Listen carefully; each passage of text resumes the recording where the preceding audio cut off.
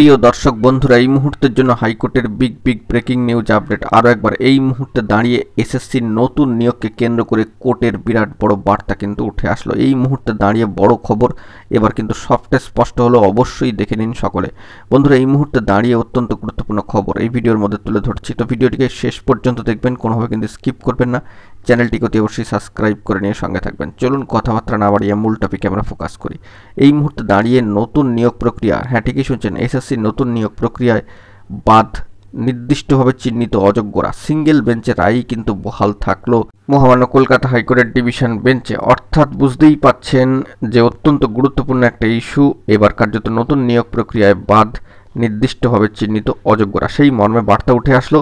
এবং এই বিষয়ে যোগ্য শিক্ষক শিক্ষিকা অধিকার মঞ্চের গুরুত্বপূর্ণ শিক্ষক মহাশয়দের তরফ থেকেও কিন্তু বার্তা দেওয়া হচ্ছে যে ডিভিশন বেঞ্চ কার্যত জানিয়ে দিলেন টেন্টেডরা পরীক্ষায় বসতে পারবে না, অর্থাৎ নির্দিষ্টভাবে চিহ্নিত অযোগ্যরা কার্যত পরীক্ষায় বসতে পারবেন না, এই মর্মেও কিন্তু বার্তা উঠে আসছে। মহামান্য কলকাতা হাইকোর্টের ডিভিশন বেঞ্চের গুরুত্বপূর্ণ বার্তা, নতুন নিয়োগ প্রক্রিয়ায় অংশ নিতে পারবেন না চিহ্নিত দাগিরা। নতুন নিয়োগ মামলায় কার্যত বড়সড় আপডেট উঠে আসছে। যে সিঙ্গেল বেঞ্চের রায় ছিল তা কার্যত বহাল রাখলো মহামান্য কলকাতা হাইকোর্টের ডিভিশন বেঞ্চ। আপাতত এই আপডেট উঠে আসছে, পরবর্তী ক্ষেত্রে বিস্তারিত ডিটেলস উঠে আসলে সবটা সকলের কাছে স্পষ্ট হবে, তখনই সবটা কিন্তু তুলে ধরবার জন্য চেষ্টা করবো। এখন এটুকুই, ভালো থাকবেন, চ্যানেলটিকে সাবস্ক্রাইব করে নিয়ে সঙ্গে থাকবেন জরুরি আপডেটগুলি পাওয়ার জন্য। ধন্যবাদ।